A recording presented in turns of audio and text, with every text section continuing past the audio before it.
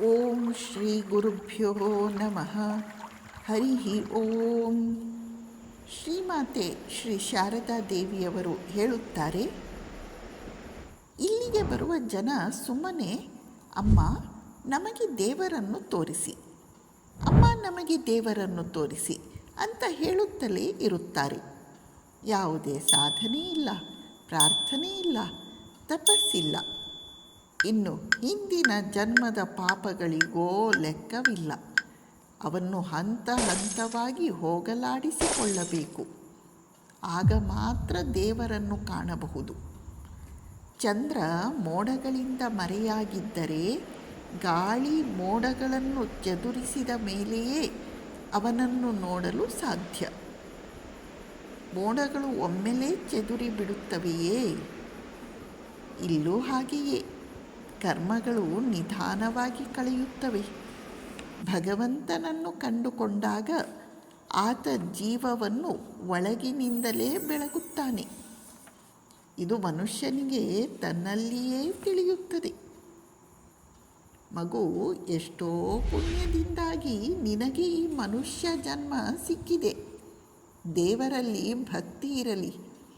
ಕಷ್ಟಪಟ್ಟು ಕೆಲಸ ಮಾಡು. ಪ್ರಯತ್ನವಿಲ್ಲದೆ ಏನನ್ನಾದರೂ ಸಾಧಿಸಲು ಸಾಧ್ಯವೇ? ನೋಡು ಮಗು, ಧ್ಯಾನ, ಪ್ರಾರ್ಥನೆ, ಯಾತ್ರೆ ಅಷ್ಟೇಕೆ, ಹಣ ಸಂಪಾದನೆ ಕೂಡ ಚಿಕ್ಕಂದಿನಲ್ಲೇ ಮಾಡಿಬಿಡಬೇಕು. ವಯಸ್ಸಾದಂತೆ ಮನುಷ್ಯನ ಶರೀರ ಮನಸ್ಸು ಎರಡೂ ದುರ್ಬಲವಾಗುತ್ತವೆ. ಆಗ ಏನನ್ನು ತಾನೇ ಮಾಡಲು ಸಾಧ್ಯ?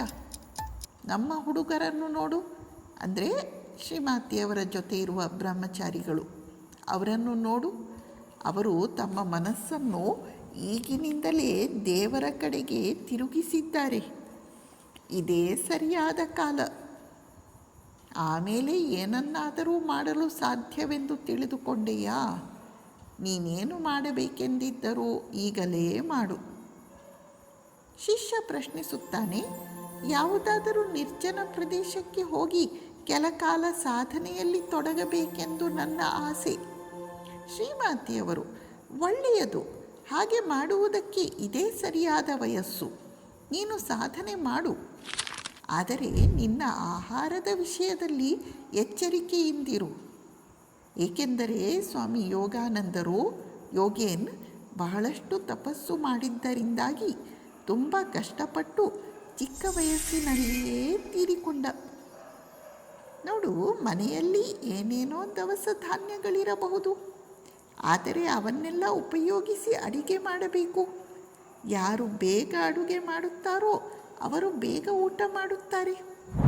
ಕೆಲವರು ಬೆಳಿಗ್ಗೆ ಊಟ ಮಾಡುತ್ತಾರೆ, ಕೆಲವರು ಮಧ್ಯಾಹ್ನ ನಿಧಾನವಾಗಿ ಊಟ ಮಾಡುತ್ತಾರೆ, ಇನ್ನು ಕೆಲವರು ಅಡುಗೆ ಮಾಡುವುದಕ್ಕೆ ಸೋಮಾರಿತನ ಪಟ್ಟುಕೊಂಡು ಹಸಿದುಕೊಂಡೇ ಇರುತ್ತಾರೆ.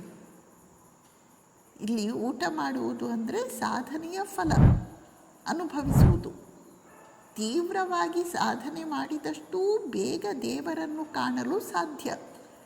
ಆದರೆ ಯಾವುದೇ ಸಾಧನೆಯನ್ನೂ ಮಾಡದಿದ್ದರೂ ಮನುಷ್ಯ ಕೊನೆಗೊಂದು ದಿನ ದೇವರನ್ನು ಸೇರುವುದು ಖಂಡಿತ. ಯಾರು ಸಾಧನೆ ಮಾಡದೆ ಸೋಮಾರಿಯಾಗಿರುತ್ತಾರೋ ಅವರು ದೇವರನ್ನು ಸೇರಲು ಬಹಳ ಕಾಲ ತೆಗೆದುಕೊಳ್ಳುತ್ತಾರೆ. ನಮಸ್ಕಾರ.